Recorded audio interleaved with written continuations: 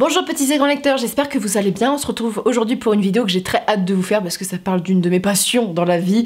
Je parle de l'Écosse. Avant de vous présenter 5 livres qui parlent de la thématique écossaise, parce qu'il y a la fête de l'Écosse en ce moment, je voulais simplement vous rappeler que Les Objets Maudits, donc la nouvelle parution d'Emily Norksen, est sortie le 23 novembre. Donc si vous souhaitez vous le procurer pour Noël ou pour votre propre plaisir personnel, n'hésitez pas à vous rendre en barre d'infos, il y a le petit lien des 3 normes pour vous le procurer. Les Objets Maudits, c'est un livre entre fantasy et côté un petit peu horrifique, ambiance Miyazaki et mystère. On va suivre donc un pays qui se nomme Catlun. Catlun, c'est un pays qui a vécu sous un protectorat pendant près de 2 siècles et qui est sorti de ce protectorat 20 ans auparavant. Durant ce protectorat, on a eu toute une interdiction sur la production d'œuvres d'art. 20 ans après cet événement et la libération, la résistance qui a été mise en place, on va suivre Novem. Novem, c'est un chasseur de Rancura. Les Rancura, dans ce monde, ce sont des créatures un peu particulières. Ce sont des objets qui se teintent des mauvais sentiments des humains. Si vous êtes un artiste qui cherche la gloire et notamment qui ne l'obtient pas, votre objet que vous avez fabriqué va prendre un peu cette espèce de sentiment négatif jusqu'à se teinter, se transformer en Rancura. Et ce Rancura va donc dévorer l'humain, c'est-à-dire qu'il va en prendre possession tel un parasite. Il va chuchoter à ses oreilles telle une sirène. Novem, qui vit sous le toit de l'antiquaire Janus, va être appelé par la couronne pour procéder à une chasse de Rancura un petit peu particulière dans le pays sombre et lointain de Valtur. Donc c'est une contrée de Catlun assez proche de la frontière avec leur principal rival. Donc c'est un récit qui va notamment parler de l'art, de la beauté dans l'horreur. C'est un tome unique, une histoire complète où on va suivre ce personnage de Novem qui est un personnage assez particulier à suivre et qui par son développement va parler d'énormément de thématiques différentes dont je ne peux pas vous parler parce que c'est du spoil. Donc voilà, si vous souhaitez notamment vous faire dédicacer cet ouvrage, vous pourrez nous retrouver avec Arnaud Cazelle qui a écrit donc Nous regrettons la mort et moi-même à Légendarium à Arras, donc le 3 décembre, donc samedi, si je ne dis pas de bêtises. Je filme toujours les vidéos très en avance, donc voilà, si vous avez envie de nous croiser tous les 3 là-bas pour dédicacer les ouvrages, pour vous faire plaisir pour Noël ou pour vous-même, on sera là à vous attendre dans cette librairie qui est magnifique du Légendarium.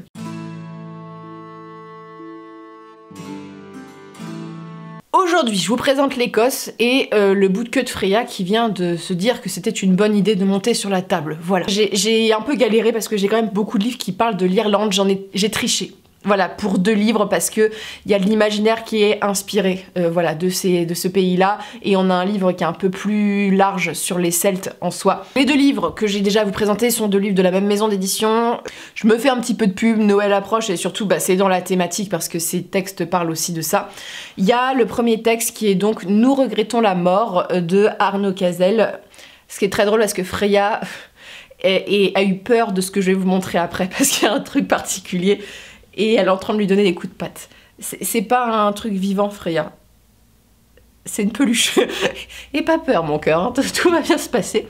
Alors, Nous regrettons la mort, c'est un texte qui est d'inspiration celtique et notamment d'inspiration écossaise parce que on va avoir des druides et aussi des kilts, des clans, voilà.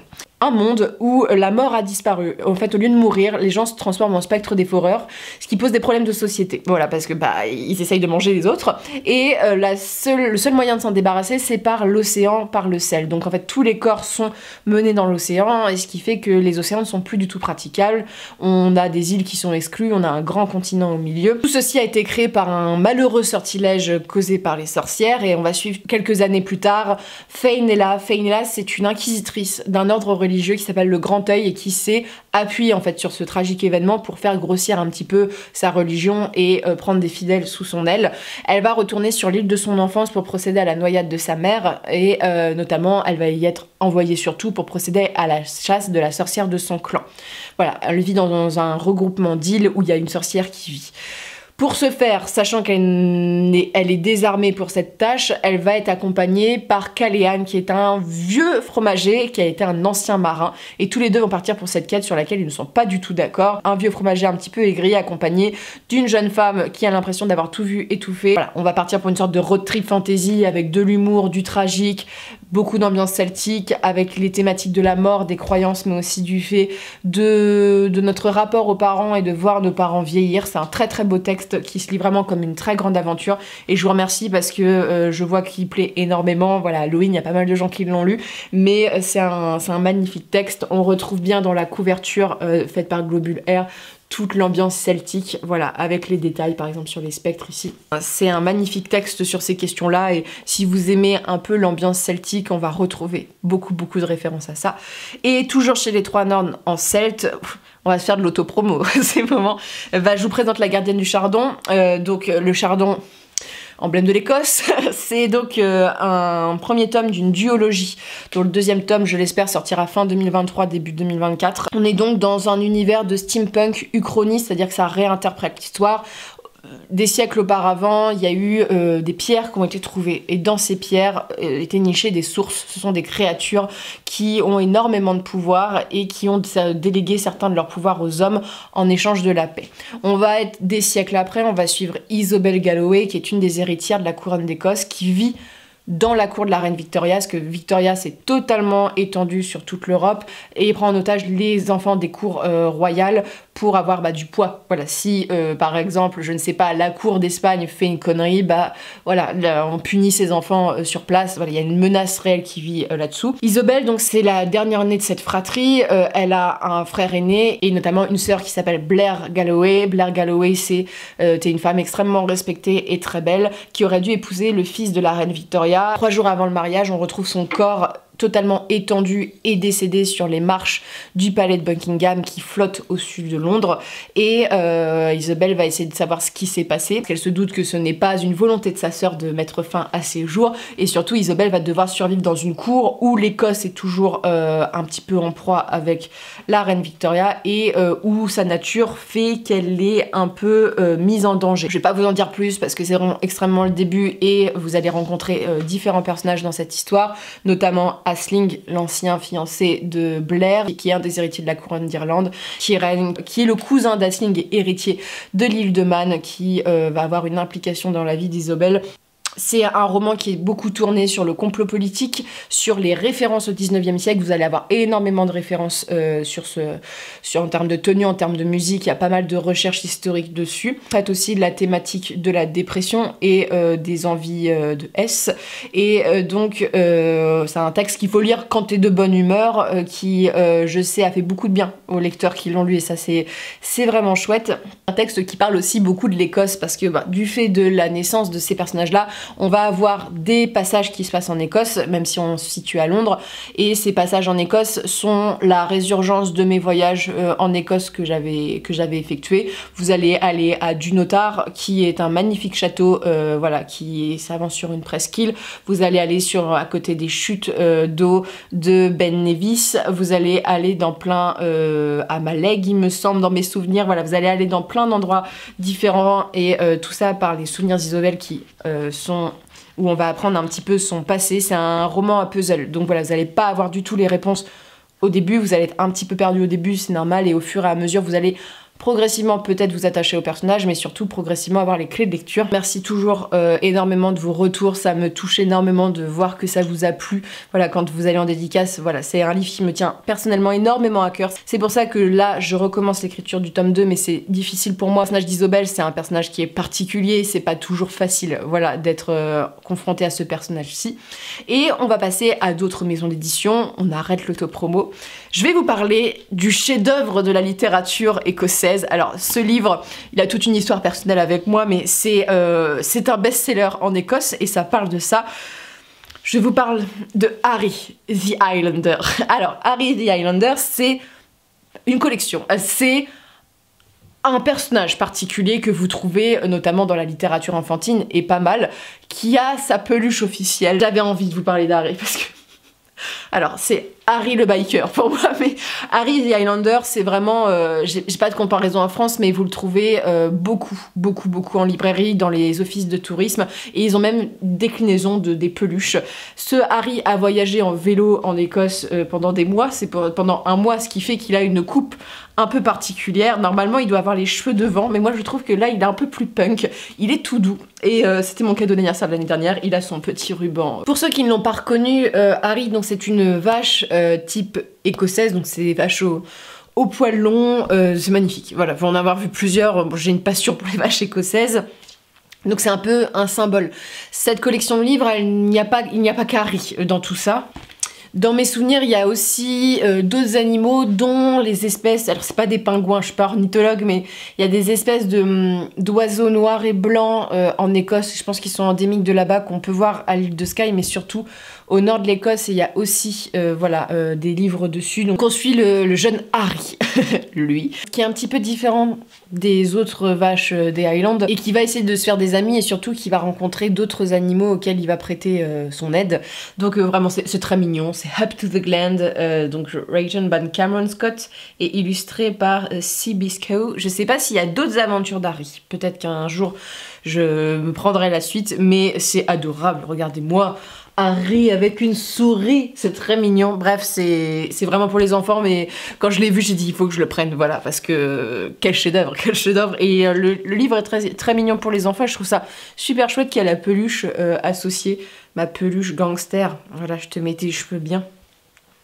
On quitte Harry pour aller dans des livres qui sont très différents. Alors je vais vous parler du plus connu tout de suite parce que je vais pas vous le parler à la fin, ça n'a pas trop d'intérêt.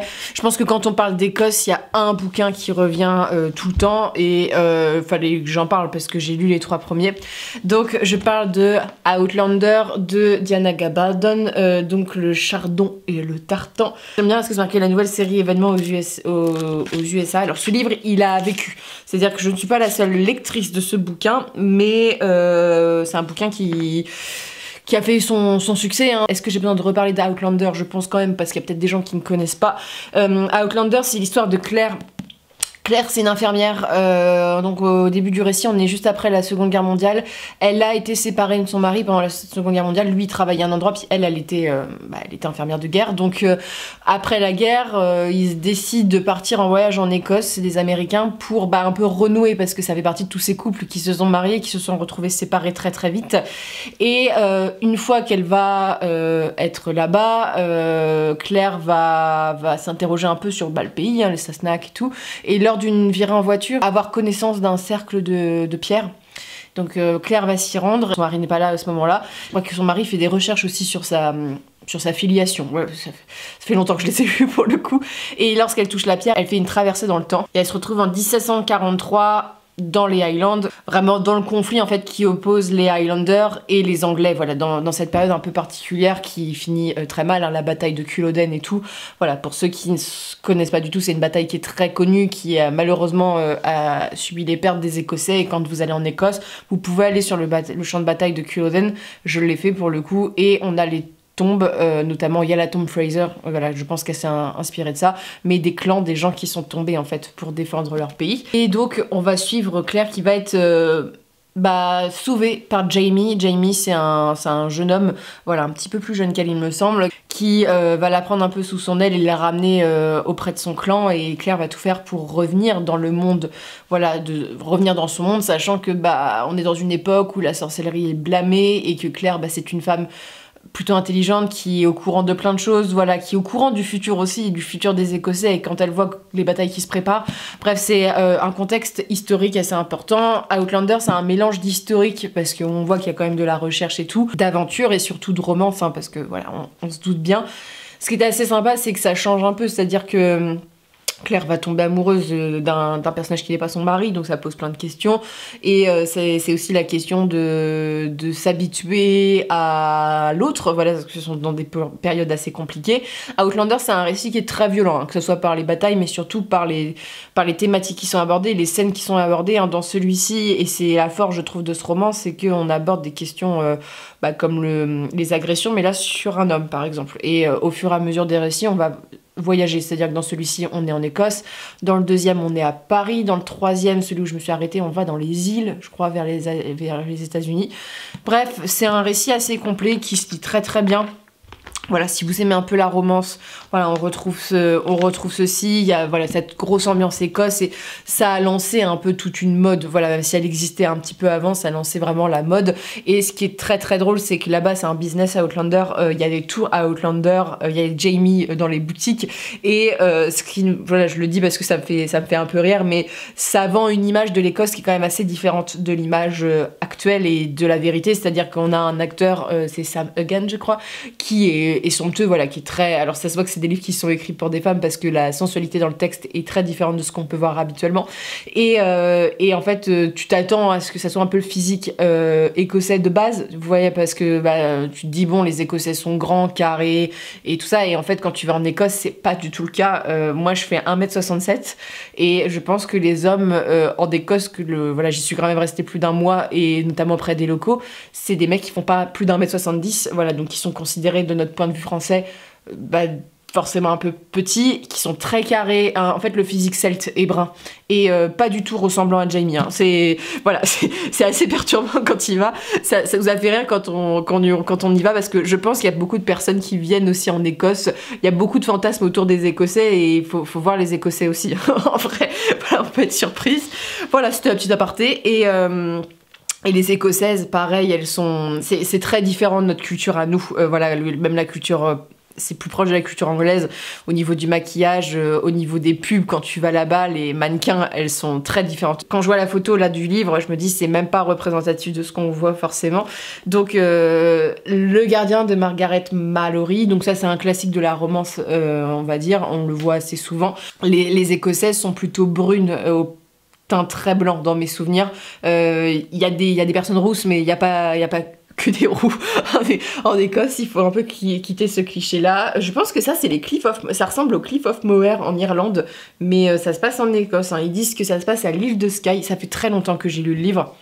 On suit donc Ian MacDonald, voilà, qui retourne sur l'île de Skye. En fait, il est parti se battre sur le continent, et avant de partir, il a épousé une jeune fille un peu par obligation, c'était une gamine à l'époque, et il revient surtout, et il voit qu'en fait son clan est en danger et qu'il y a des manipulations et tout ça.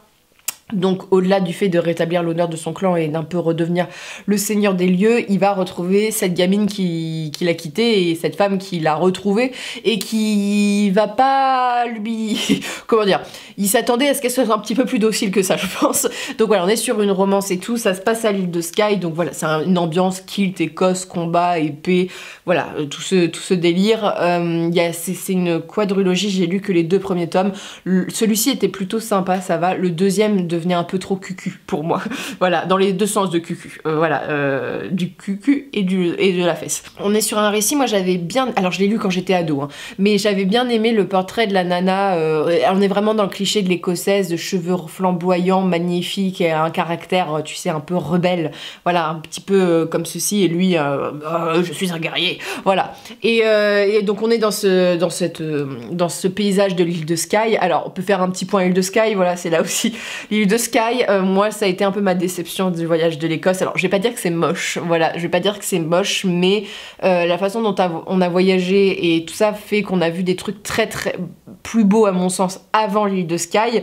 On a été dans une région qui était beaucoup plus belle que l'île de Skye, beaucoup moins touristique, et en plus, alors l'île de Skye, j'ai des amis qui sont allés en Écosse, et voilà, et c'est connu, il ne fait jamais beau. Il ne fait jamais beau. Le taux de pluie dans l'île de Skye, c'est rocambolesque, c'est vraiment énorme, et en fait on a toujours eu du beau temps en Écosse les fois où j'y suis allée, et c'est les seules fois où il a fait un temps mais genre brumeux, une pluie, et surtout c'est hyper touristique, il y a des quarts de touristes, j'avais jamais vu ça, et donc en fait à mon sens, moi je déteste ce genre de vacances où tu vas dans un point où tu visites tous les trucs touristiques, moi voilà, je suis pas trop fan de ça, donc c'est vrai que faire la queue pour voir des trucs où il y a plein de gens, ça dénature totalement le truc. Et l'île de Skye, à mon sens, et ce que j'ai pu voir, et quand on a pu en discuter avec les gens qui vivent en Écosse, c'est le moyen pour le gouvernement d'Écosse d'avoir un lieu à présenter aux touristes pour que les touristes n'aillent pas autre part et n'aillent pas dénaturer, n'aillent pas piétiner autre part. Bref, il y a des zones qui sont plus ou moins protégées,